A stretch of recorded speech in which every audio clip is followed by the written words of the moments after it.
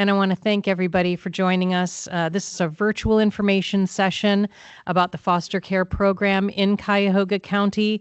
May is National Foster Care Month, and this is a great time, we thought, to bring together some people who are experts on the process, and they at least have personal experience that they can share. Sometimes that's a really important part of the decision-making process, is talking to somebody who's actually been through it so that you can get your questions answered. We have more than 2,000 children and young people who are in foster care in Cuyahoga County right now. Everybody should always be aware moving into this process that some of the kids and youth are victims of abuse or neglect.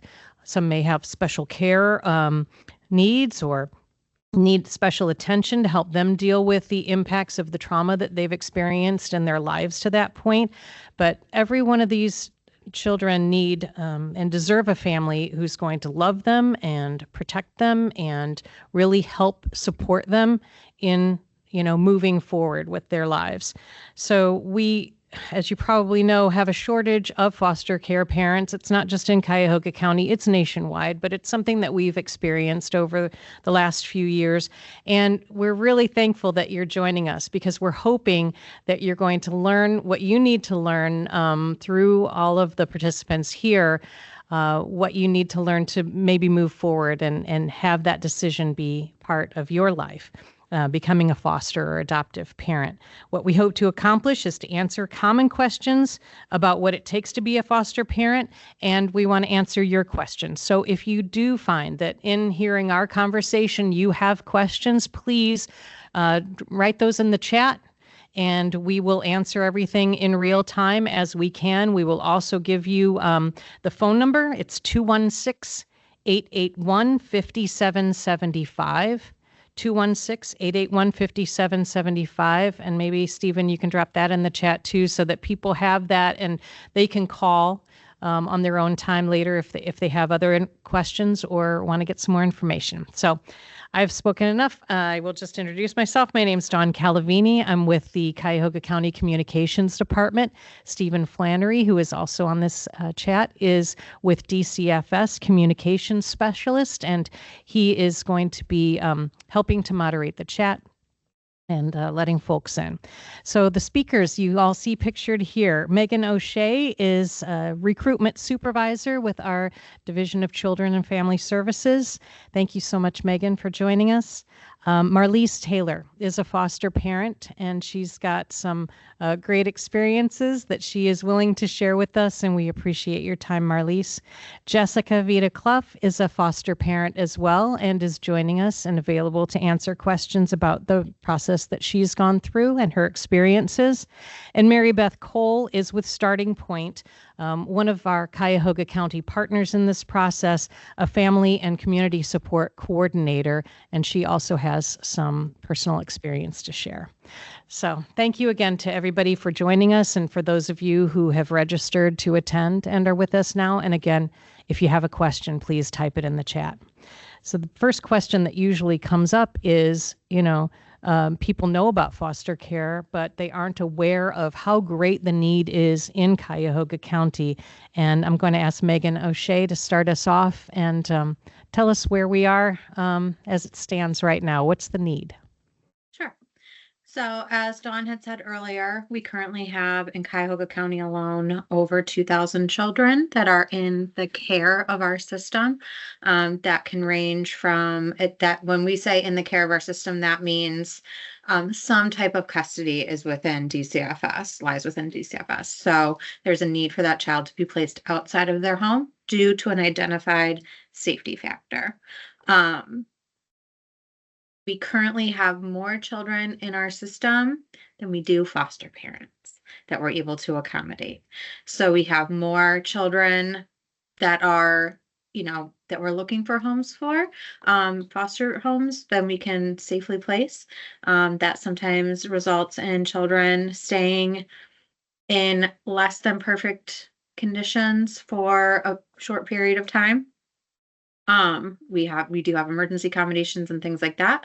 But there is a great need for foster parents within our communities. We also partner with people all over the state, foster parents from all over the state in different networks, but we want to keep kids close to home. So our greatest goal is when a child, for whatever reason, has to be removed from their home, we want them to stay close to their areas of origin, because statistically, we have seen that kids that stay closer to their schools, their friends, their teachers, sports that they're able to play, and have a little bit closer connection to their families of origin, do better. Reunification is a higher instance, their outcomes are better, there's more access to the things that make kids feel normal, their regular routine.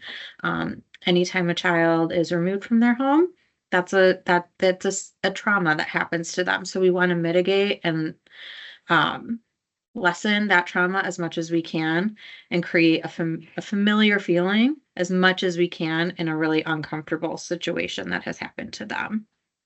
And we want to be able to promote reunification whenever possible. That's our main goal.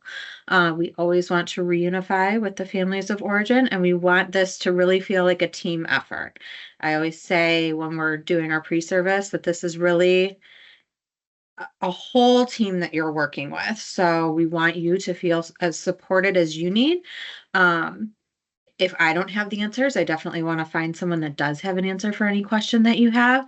And I want to be able to work together with caseworkers, community supports, families of origin, and, trainers and all of that to be able to create a very successful experience for everybody. So. Thanks so much. Yes, and the need is great. And as she said, that's part of the reason that we're really trying to increase awareness, especially during May, since it's Foster Care Month. So we have a lot of people on the call who have experience with foster parenting. I want to ask Mary Beth Cole to start, though. She, again, is a family and community support coordinator with Starting Point. Mary Beth, what do you think makes a good foster parent? What qualities really are important in that process? Okay. Well, I have been a foster and an adoptive parent. As a foster parent, I think one of the main things that you need to have is compassion. You have to have a heart for this. You have to know that these kids, especially the older children, are coming out of all kind of different situations. But whether they're young or whether they're older, there's trauma that's been involved. Anytime you're taken away from your birth parent, there's going to be trauma. So you have to have that compassion to be able to relate to that kind of situation. You also have to have a lot of patience, because children, whether they're birth children or whether they're foster children, there's going to be all kind of situations that come up that you have to have patience with. You have to be able to not react, not overreact, and to be able to handle those situations as they come up. My foster and then adopted son was special needs. So there were many situations that were very new to me and very, at times, very challenging. But one of the things that, again, going with that patience, is a commitment.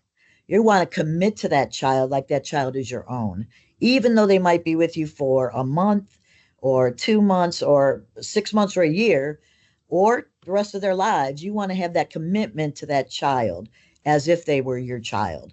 So when they go through something, you would want to deal with it the same way that you would deal with a birth child, same way you would deal with your own child. And you also have to be able to learn, be willing to learn. There was so many things that I didn't know as a foster parent, never experienced before. And I had to learn. I had to talk to other people to understand, how do I deal with a certain situation. My son was a fire setter. That's not common, but it is, it can happen. So my son was a fire setter. And so I had to learn how to deal with that. Some children can be aggressive. Some children can be like isolating themselves. They could be depressed. They can be have all kind of different situations that, if you don't know how to deal with it, you have to be willing to learn and to be understanding of that child, knowing that they're reacting to the trauma that's in their life. And so there's a lot, that comes into that picture. But if you are a type of person that has the heart and has the compassion, then you're going to be able to work through all those situations. Again, my son is now 35. He gave me 4 beautiful grandchildren, you know, wouldn't change it for anything in the world. No matter what, he put me through, it didn't matter because I love him to death. He actually just removed out of my house. He had lived with me for a short time again, and then he moved back out. And now, right down the street, though, he didn't go too far because he wanted to stay close. But, that's the relationship building that happens when you're a foster parent. You build that relation as if that child is going to be with you for the rest of your life. And in my case, my son tells me things today that I wish he didn't want to tell me, like I wish he wasn't so comfortable to tell me about his life, but he is, and so, but that's a strong bond. That's a strong relationship. And so that's one of the big things we want to see as far as fostering and adoption. Thank you so much. And I'm going to bring Marlise and Jessica in here in a moment. But I did want to address, again, thank you to everybody who's joining us for this virtual information session about foster care. Please feel free to put any questions you might have in the chat. I mean, even if we've addressed them before, we'll address them again because we want to answer your questions in real time. So the first question that came in is, are virtual classes available?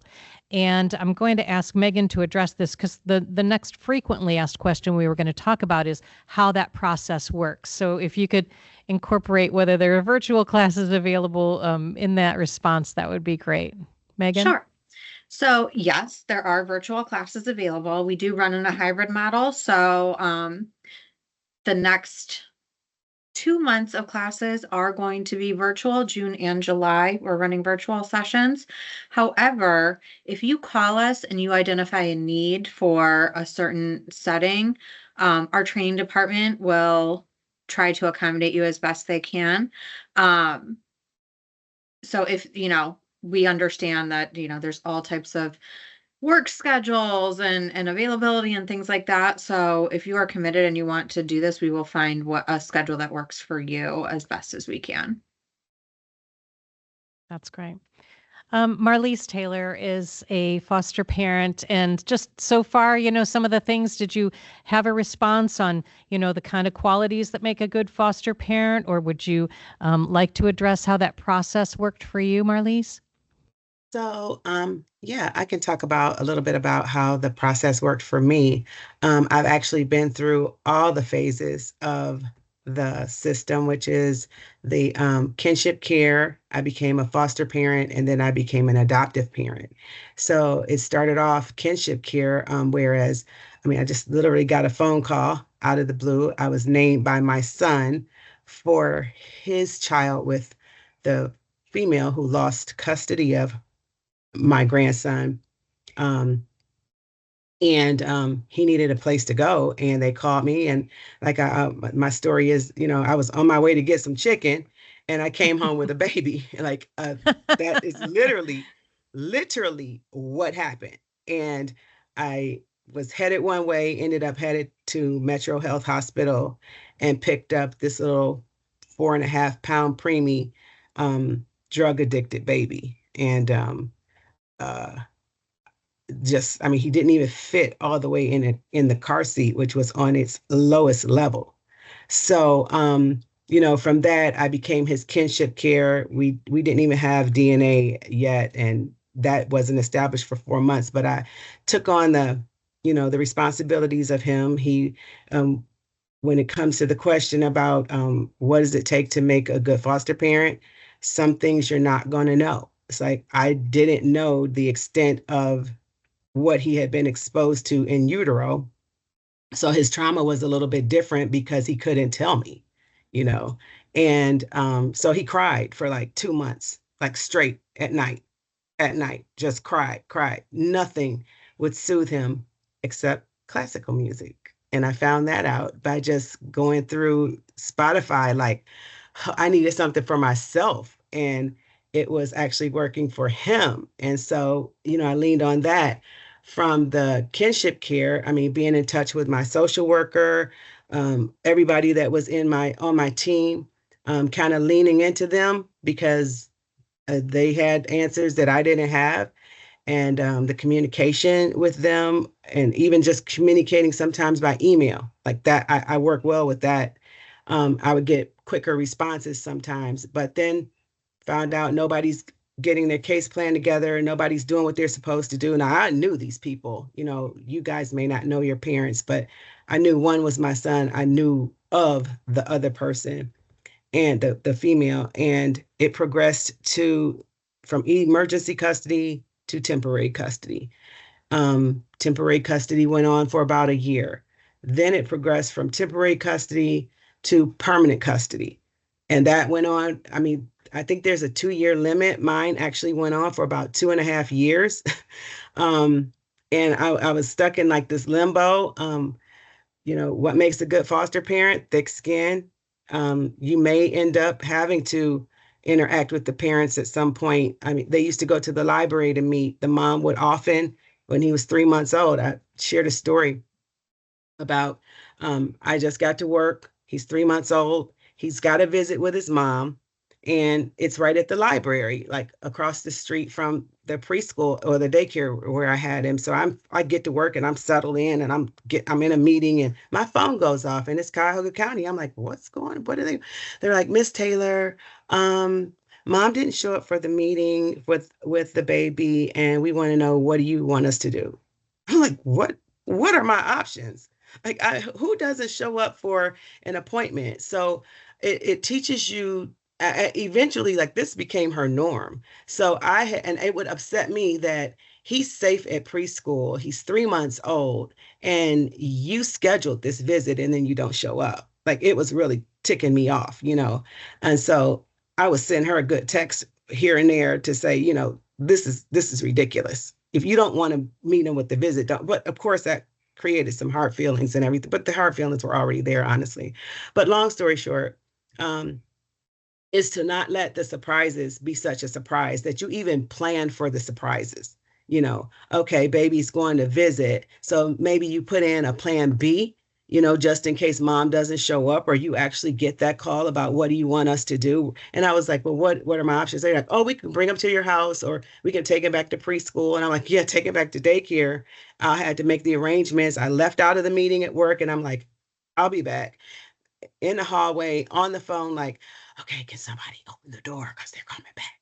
And they're on the other end like, what? She didn't show up. I'm like, no, she didn't show up, and we're going through all these things. But the bottom line was to make sure that he was safe, and to make sure that he was returned back into the same state that he left. And it happened more than once. And so I just began to plan for it, and then I was able to, with the social workers, they eventually made her start confirming the day before that she was going to come.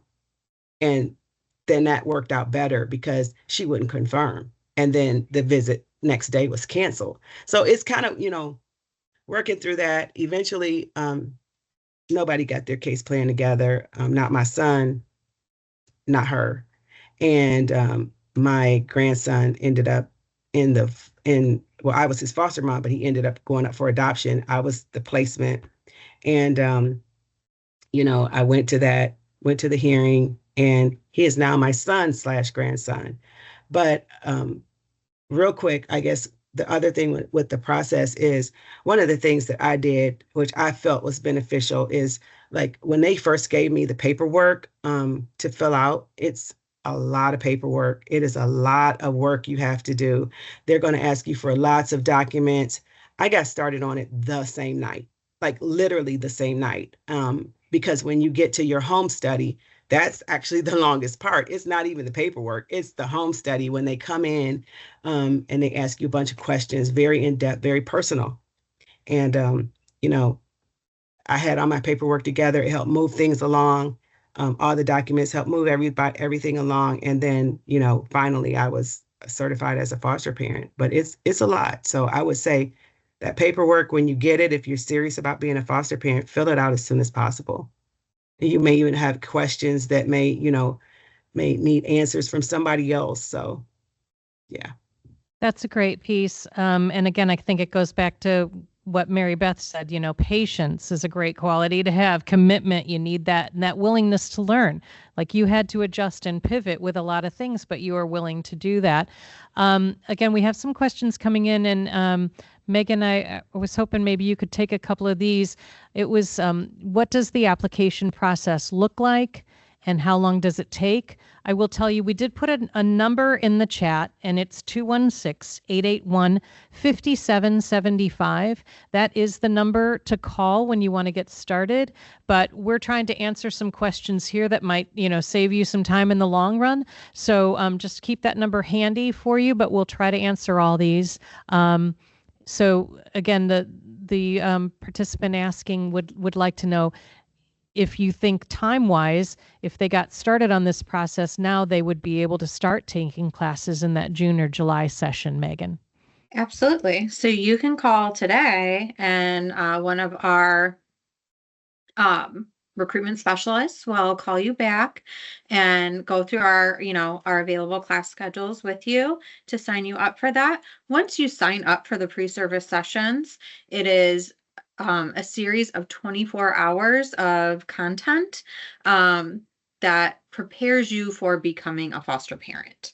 When you start those classes, you are given an application. The application is two parts, really. There's the state application that is, all of your information, your residency, your employment history, all of that stuff. And then we have what we call a homework packet, which goes a little bit more in depth of just, history, criminal history. If there's any, what else is on there? Residency verification. So there's like a form that your landlord would need to sign if you're rent or anything like that. As Ms. Taylor said, it's pretty in depth, and we're finicky about it. Specifically at the state, it's finicky about it. So it has to be completed a very specific way for us to accept it. We do have assessors available at all of our pre-service sessions to answer any questions in person that you may have. And you can also set up an appointment to have your application reviewed or ask any questions. You can set up a phone appointment. You can call myself or anybody else that would be available to ask any questions or get clarification.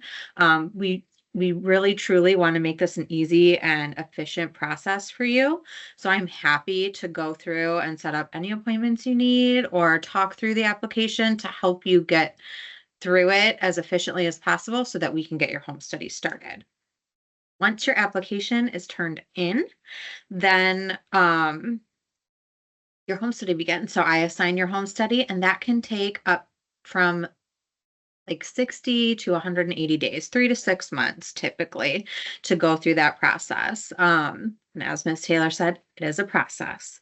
So there are safety audits that we have to do. There's a fire escape plan, all of those things that go through to make sure that we've checked all our boxes for safety and appropriateness of the home and all of that. We do contact references. So those are things just to be aware of. We don't have you write all this information down for nothing. We follow up on everything.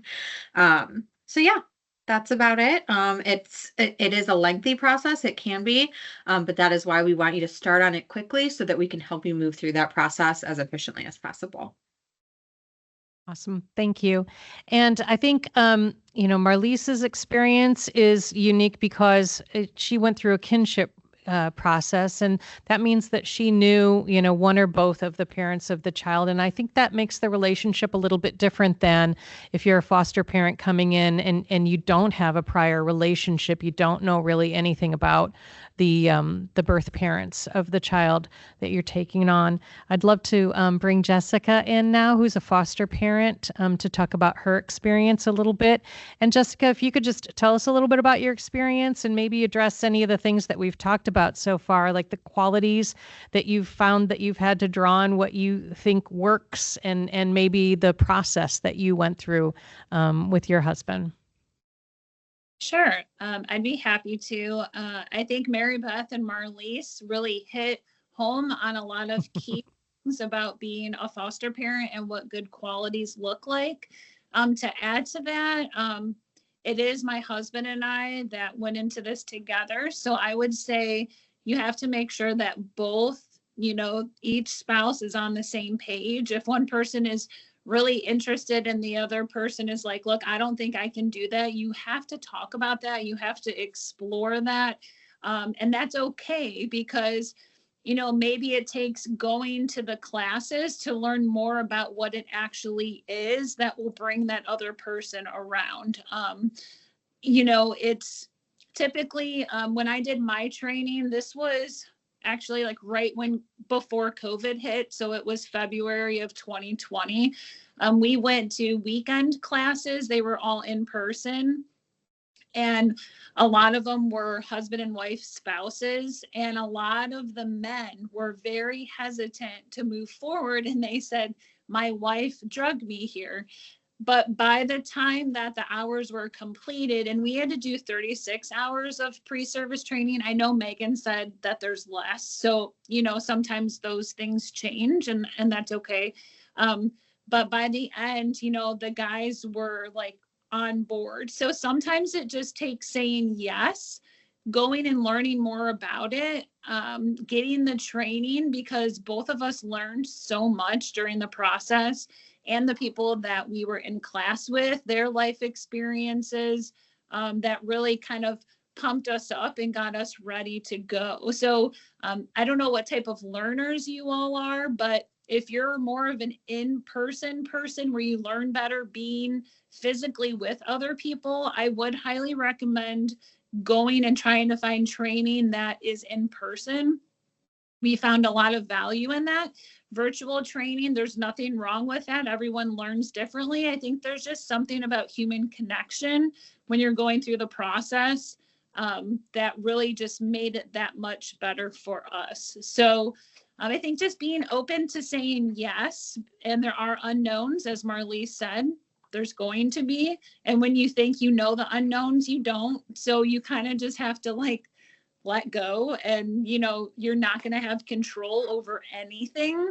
And that was a hard lesson, but I think that you serving others in a way, you're getting that back, and you're being served also, and you're learning all these things about yourself. So it's important you kind of reflect on that as you work with children that come from hard places, that may bring up things in your past that may be in there in your heart that you don't know until you interact with a child with trauma, and the families. So we've had a total of 4 children that have been placed with us. There was one sibling group, a brother and a sister, who were successfully reunified with their mother after 19 months being in our home. And that relationship was very close. We were both close with mom and dad. We helped, transport visitation with them. When she transitioned from having visits at like a community center, we, then dropped off at grandma's house and we met grandma. So that relationship in that case looked very different than our third foster daughter, who is currently being adopted by her aunt. So the relationship shifted from mom and dad to the father's biological sister. So we're working with auntie and making sure, she's never had a baby, that she understands, and you're kind of like teaching how to care for a child. So sometimes you're a coach or a mentor to the biological family. And then our last case right now, we're transitioning to adoption. So we've been fostering this whole time.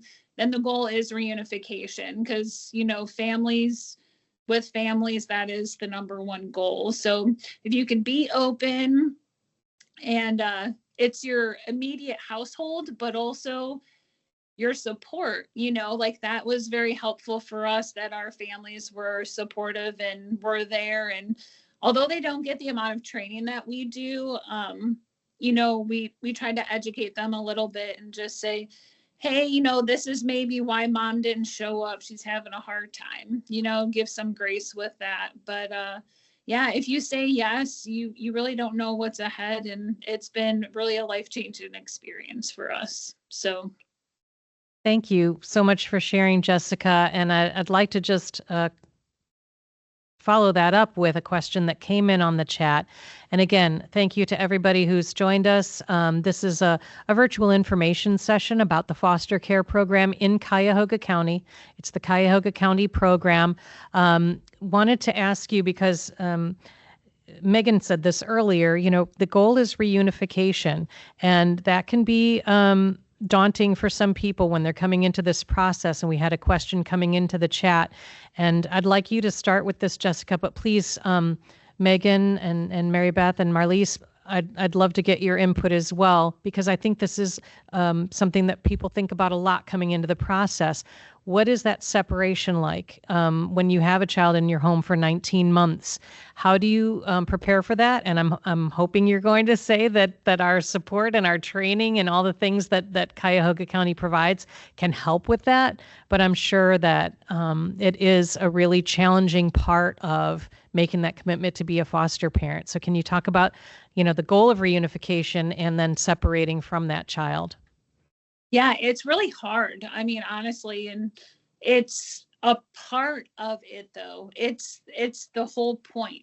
So your heart will break a little bit for a child's heart to be fixed up a little bit. That's kind of how over time my husband and I have come to really, you know, make it make sense in our home, is that you know, I couldn't sleep well at night knowing that I had someone else's children in my home, and mom or dad were doing the things, and maybe it just took them a little longer to get across the finish line. Maybe they had a hard start when they were a child, right? And they were dealt, you know, some bad cards, and they just needed the services of Cuyahoga County to really help them get there. And I can tell you that, you know, the two that have gone back with their mother, they're doing great, you know, and I couldn't imagine like being the person that like tried to stop that or like be a barrier to that, to see how much that they have thrived back under her care.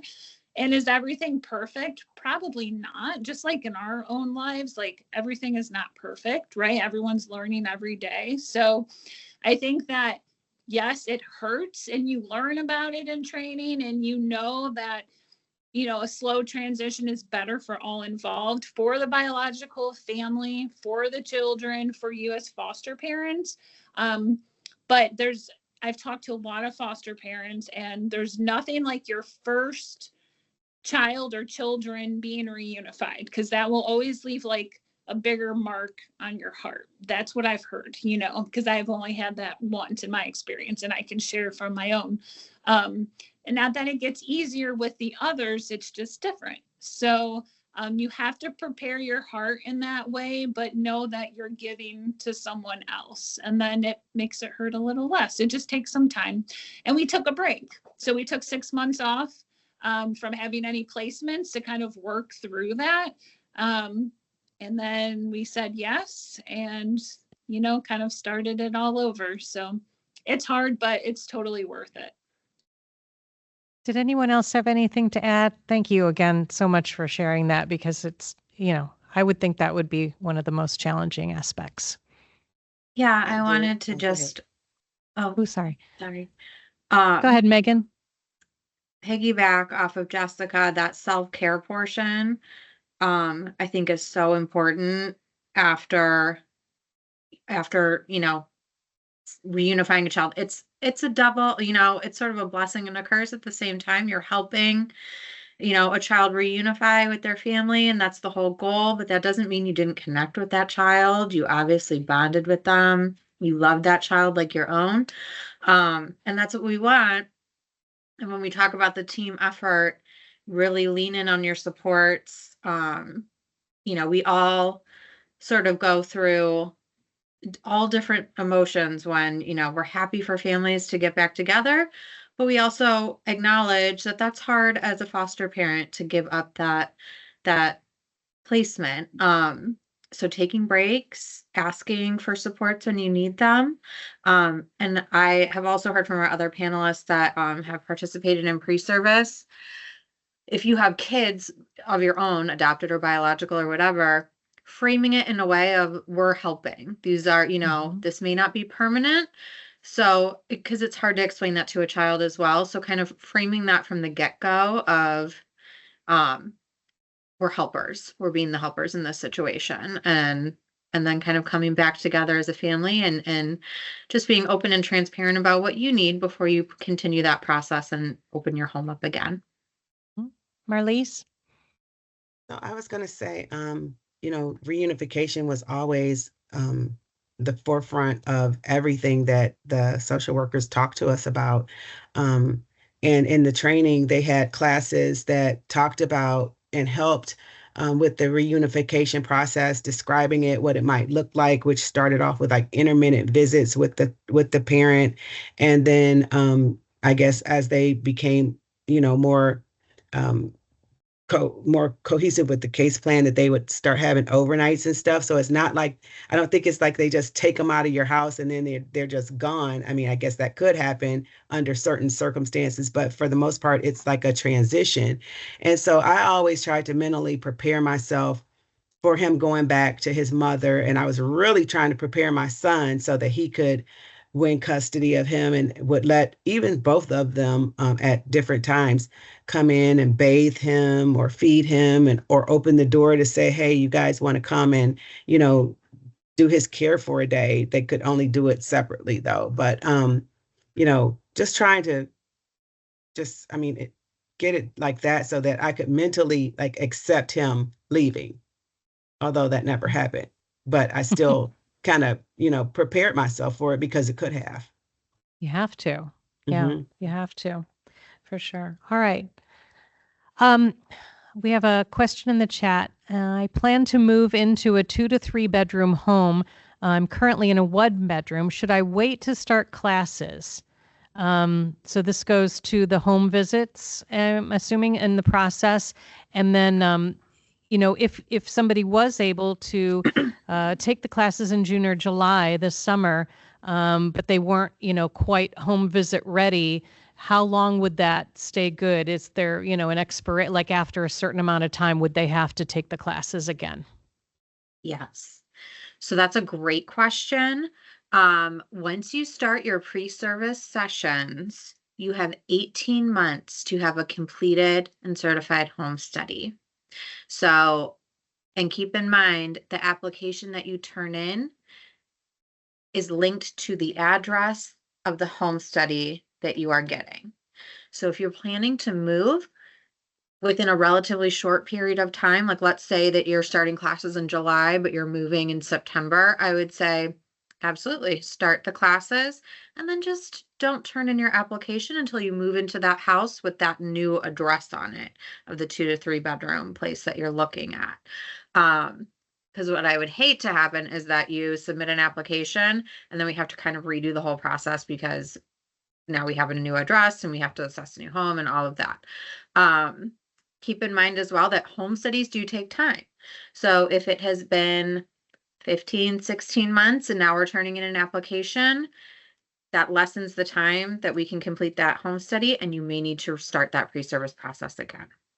So those are a couple things to keep in mind. They do have an expiration date. I do like to tell people, turn in your application within 12 months so that we have those other, that time on the back end to complete a full home study. But really, as soon as you can turn in an application, I would advocate that you do so. This is a great question. Are there specific resources for single and or LGBTQ plus prospective foster parents? And I'd like to throw that open to the group. We do have wonderful resources for both single and LGBTQ foster parents. We have a large amount of kids that identify on the LGBTQ plus spectrum. So we like to place kids in affirming homes. It's a priority for us to identify homes that are affirming and that can provide affirming care to our kids that identify as that.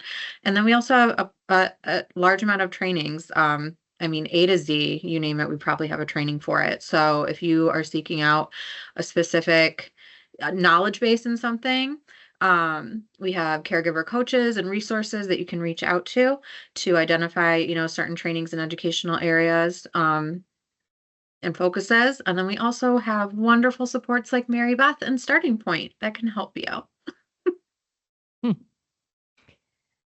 Yes, there's a great page on our Cuyahoga County website about the Affirm Me program. There are such a large number of youth who are looking for foster care placements because they don't feel understood or supported in their home.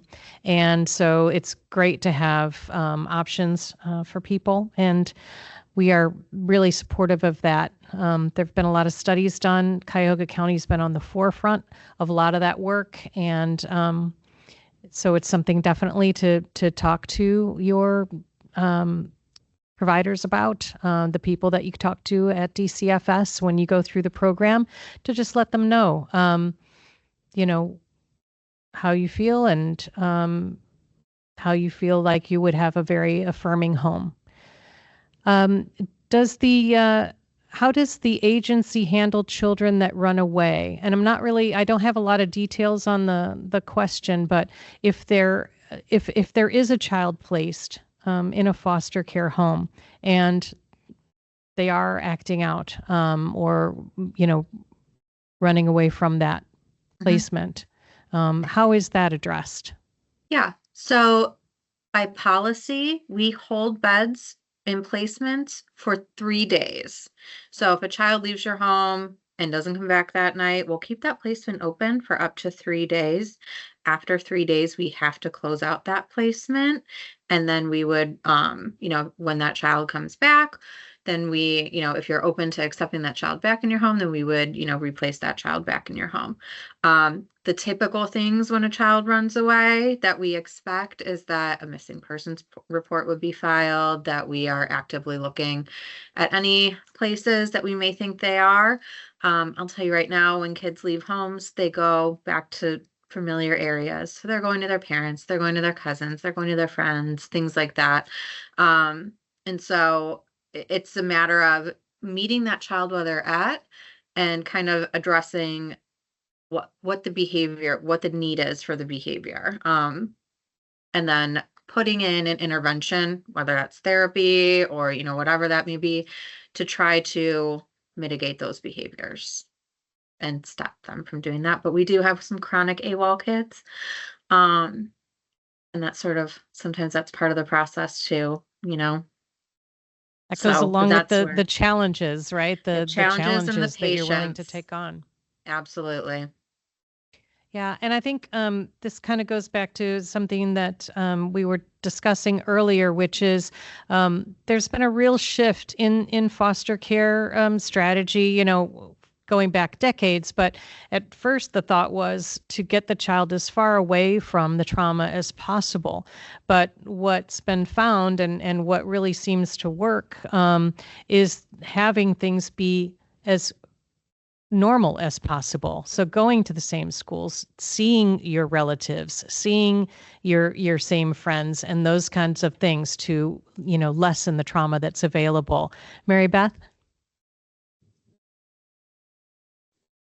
Yeah, I was just going to add to that. One of the things that really helps that child both in transition and will help you as a foster parent if that child does go back home is building that relationship with the family altogether. So not just isolating, well, this is my child, this is my placement, but understanding that you need compassion for the family that's going through this struggle. So we're, being willing to communicate with the mother, being willing to even understand some are what she might be going through. And as you build that around the whole family, a lot of times then those relationships continue even if that child goes back home. You're still in touch with that child, and you are now another factor to make that family strong. And in my case, even when I adopted my son, it was an open adoption. So I went to family gatherings. I went to, I did a holiday with my son at their home. I mean, that was just what I was willing to do, but it helped through some very difficult times. Even though my son wasn't returned to his family, I still kept that relationship going, and I knew which boundaries were good and which had to be kind of safeguarded all the time. But that helps the child, and it helps you if that child does go back home, just to have that, that family unit in your life. Mm-hmm. We had another question come in on the chat. What age group needs foster care the most? And I'll bet a lot of people ask if they can request placement for just infants, or they really want to have, a teenager in their home. So is that Megan? Are you able to address that? Or great. Sure. So this is also a two-part answer. It's not necessarily an age group. While we do have a lot of need for foster parents to our older groups of kids, and I would classify that as 5 and older. There is a great need for that. We also have a great need for people that will take sibling groups, and people that will take higher needs kids. So when we have different tiers to foster parents. We really have a great need for people to be treatment certified. And that's just an additional training cohort that you go through to be able to take kids of higher needs. That can be diabetic kids. That's a huge one. Autistic kids, things like that. It doesn't mean you have to take all of those kids. It's just an extra set of tools in your toolkit to be able to handle all different sorts of behaviors or issues that may come up. So I really would advocate that everybody become a treatment foster parent, because you could get a child that on paper has no issues at all. And we all know that kids that have touched our system have some type of trauma. So you may need those extra tools at some point to, to handle some things that come up. But yeah, I would say 5 and older sibling groups, and then our kids that have a little bit extra needs are most difficult to place and are most the area that we need the most foster parents in right now. And as we're talking about, just trying to keep things familiar for kids who've experienced trauma, of course, the goal is to keep the siblings together, because they're just, they know each other and they know what they've been through. So, Jessica, did you have a sibling group? I'm sorry if I didn't remember that correctly. Yeah, our first placement, the sibling group, a brother and sister. They were 10 months apart. So they were younger, and we were able to help build that bond between them when mom and dad weren't around in the beginning, which really, I think, helped going back to their mother, knowing that they had each other was also kind of reassuring as a foster parent. Like, that they're going back, and you hear that from a lot of siblings that have been in care, and they're like, if it wasn't for my sibling, it would have been so much worse. So I just try to keep that in mind whenever placement calls and, they need a sibling group. So it is very important. Great. Thank you. Again, thank you to everybody who's joined us. This is a virtual information session about the foster care program in Cuyahoga County. We were discussing earlier the Affirm Me program, and Stephen Flannery from our communications team did drop the URL for that website into the chat. So you can access that if you're interested in finding out more. We have a question that's come in. As a former foster child myself, I'm wondering if it's better to have the experience of being in the system to help a foster child as a foster parent. Does that help them, be more comfortable with placement in the home? I'm going to throw that open for anybody who'd like to address that on the panel. I think you offer a really unique perspective, and I think that you can probably meet them on their level in an understanding that other foster parents or other people wouldn't have. So you would offer, you know, probably a source of comfort of, hey, you've been through it too, and I can ask you questions that maybe I wouldn't be comfortable asking somebody else, or telling you things. I think that's a really strong area to come from, a really strong background to come to a child with, to say, hey, I've been there too, and I'm here for you. Um, I think that's an asset. I think that's a plus. And you can reassure them that, this is temporary. This isn't always going to be forever, and encourage them on what their future can look like and relationships they want to have and things like that, especially with our teenagers. Like, that would be a huge, huge thing that I think a lot of teenagers would relate to. And there's And that if- balance, right? You don't want Yeah. somebody to think that no. I mean, I think probably the initial reaction was, well, you don't know what I've been through, don't try to relate to me on that level. And yet there will be that common ground where you will be able to, be a voice of somebody who's actually had a lived experience and can share that. So Yeah. that's just part of that process, right? You have so many, I know, just as a, working in this agency and starting, not knowing anything about the system, or, anything about the court process and all of that stuff, you already have that knowledge about, okay, well, this comes first, and then this comes, and this is what a staffing is, and this is how you can advocate for yourself and all of that stuff, which I think is that's wonderful. Marlise, did you want to add something to that?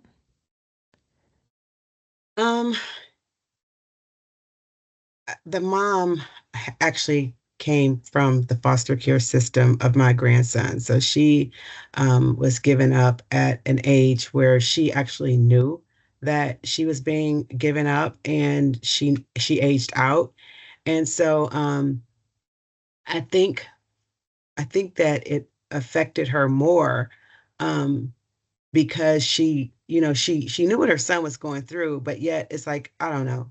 I guess my answer is a little bit different, because even though she knew what she went through, she still didn't like get it together to like stop her son from going through it, So, and from what I understand, she had some terrible situations. And that's just coming from, hearsay of somebody else, not directly from her, but she had some bad situations. And I'm like, well, why would she want her son to go through that? Like, why would she allow him to go there? And I mean, I don't know. I think that if you've had a bad experience or you had a good experience, that you can meet that child right where they are. You can say, hey, look, and you may not even have to initially disclose, but you can understand what they're feeling. You can meet them where they are, whether it's, giving them their own color in the bedroom after you've already painted it this beautiful peach. What safety feels like. You can provide that, and it may not be a hug. It might be a comforter set, or that special blanket or something that they come in that, when you're in that situation, it made you feel good. To be able to identify, I think, on a whole different level, because of the experiential point that I didn't even have. A lot of us will not have. So I think that's actually an amazing thing to be able to, communicate on that level. And sometimes the communication, like I said, may not even be verbal. It's the fact that you've been there, so you can set that precedent. Yeah. I think this is a good time to address one of the other questions that I know is a frequently asked one. But once somebody does, make it through the home visit process, make it through the application process, and maybe gets their first placement, what kind of supports are there from Cuyahoga County, from our partner agencies? Because it's not just like, the county's saying, here's your child that you're going to be the foster parent of.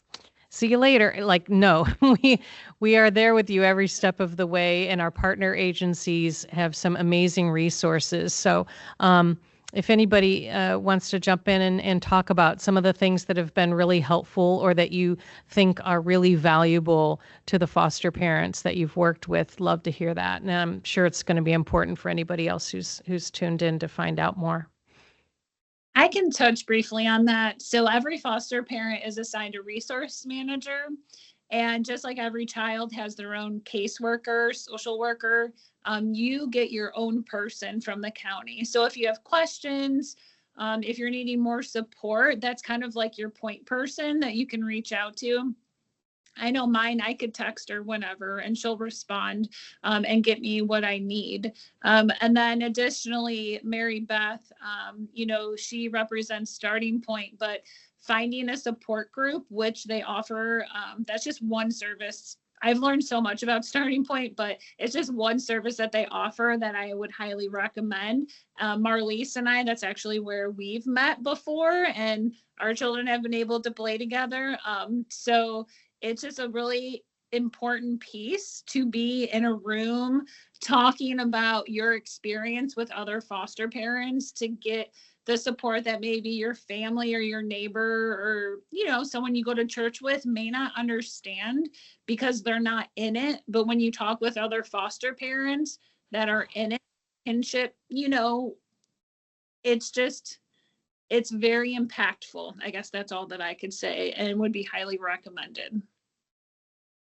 I want to piggyback on Jessica. When I found out about, it's called the cafe, the Courageous Cafe. It's through Starting Point, and I met Mary, and I was just like, oh my gosh, like I feel like I have some support for me finally, because you can sometimes feel overwhelmed, and because you don't really have anybody that you can really turn to on the outside. People say they understand and they'll always clap for you, but sometimes I never felt like, she don't really know. They live in their life, and they don't understand what I'm going through and trying to get him help. And so I went to the Courageous Cafe, and it was amazing. Like they fed me, they fed him. And then I was thinking I was going to have to keep him with me, and they had like care providers there where like our kids could go play with each other.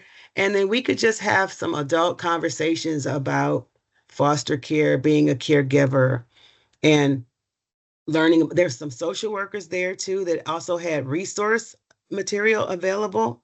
It was great. It was great. And your resource manager, I noticed that my grandson wasn't talking, and he was turning one and a half.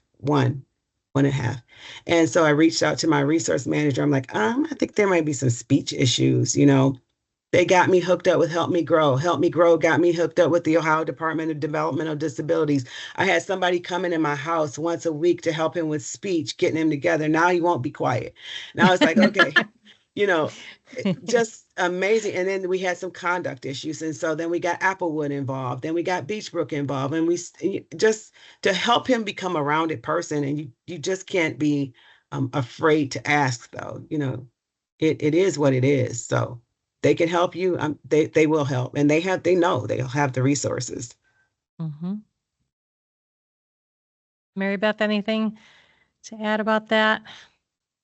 No, well, thank you both for the yay for the foster parent cafe.